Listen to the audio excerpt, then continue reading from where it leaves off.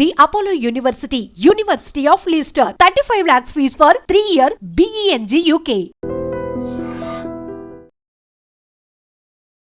రంగారెడ్డి జిల్లా పెంజర్ల గ్రామంలో చోటు చేసుకున్న ఒక విషాదకరమైన ఘటన మీ అందరికీ తెలిసిందే కదా.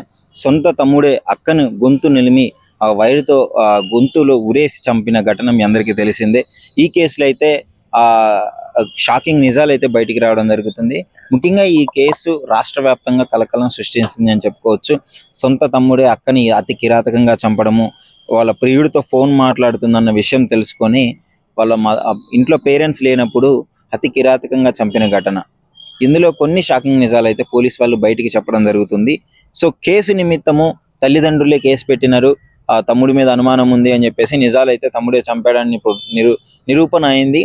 కానీ చంపే ముందు ఆ ఫోన్ హ్యాండ్ ఓవర్ చేసుకున్నారు పోలీస్ వాళ్ళు, రోహిత్ అనే వ్యక్తిది. సో రుచిత, వాళ్ళ అక్క పేరు రుచితను చంపిన తర్వాత పోలీస్ వాళ్ళు కస్టడీలోకి తీసుకొని ఆయన ఫోన్ తీసుకున్న తర్వాత ఆ ఫోన్లో షాకింగ్ నిజాలు అయితే బయటకు వచ్చాయి.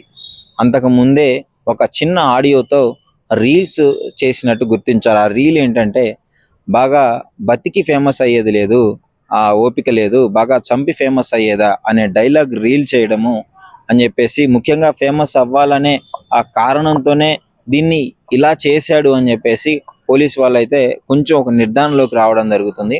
ముఖ్యంగా ఇదే మెయిన్ రీజన్ అని చెప్పుకోలేము, కానీ దీని ప్రభావం ఎంతో కొంత ఆ పిల్లాడి మీద ఉంది అని మాత్రం డెఫినెట్లీ చెప్పుకోవచ్చు.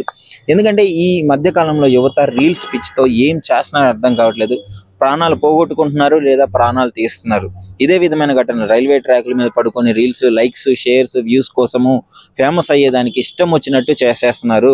ఇదే తరహాలో ఈ ఘటన కూడా జరిగి ఉంటుందని భావించారు. ఎందుకంటే అక్క ఎన్నిసార్లు చెప్పినా వినవా నువ్వు అంటూ చంపేసిన ఘటన ఇది. వాళ్ళ ఫ్రెండ్స్తో రీల్స్ చేయడము, నేను బాగా ఫేమస్ అవ్వాలి అనే ఆతృత కొంచెం గొప్ప ఆయన మనసులో ఉండడము, ఆ వ్యక్తి మనసులో ఉండడము, అదేవిధంగా వాళ్ళ అక్క అదే టైంకి ఫోన్ మాట్లాడడము.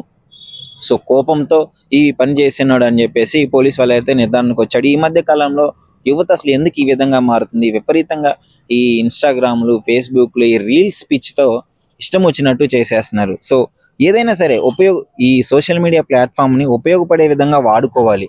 మంచి ఆపర్చునిటీ ఇది. యూట్యూబ్ అయినా, ఫేస్బుక్ అయినా, ఇన్స్టాగ్రామ్ అయినా. చాలామంది ఇందులో రీల్స్ చేసి ఫేమస్ అయిన వాళ్ళు ఉన్నారు, కానీ కొంతమంది వికృత చేష్టలు, ఆ వికృత పనులు, వాటిని యూజ్ చేసుకొని సభ్య సమాజానికి సిగ్గుపడే విధంగా మెసేజ్లు ఇవ్వడము, ప్రాణాంతకమైన స్టంట్లు చేసి ఇష్టం వచ్చినట్టు బిహేవ్ చేయడము చేస్తున్నారు. దీన్ని పరిగణలోకి తీసుకోవాలి. ఇలాంటి రీల్స్ చేసిన వాళ్ళ మీద కూడా చాలా వాటికి పోలీస్ వాళ్ళు యాక్షన్లు కూడా తీసుకోవడం జరుగుతుంది. ఈ విధమైననే ఇదే తరహాలో పాపం వాళ్ళ అక్క ప్రాణం కోల్పోయింది అని చెప్పుకోవచ్చు. సో వాళ్ళ తల్లిదండ్రులు కూడా కేసు నమోదు చేశాడు.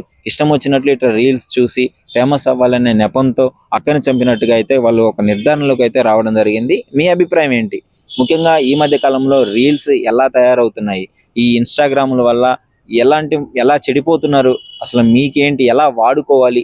మీ అభిప్రాయం డెఫినెట్గా మా ఐడ్రీమ్తో షేర్ చేసుకోండి. నిజంగా ప్రస్తుతం ఉన్నటువంటి సమాజం దేనికి ప్రయారిటీ ఇస్తుంది?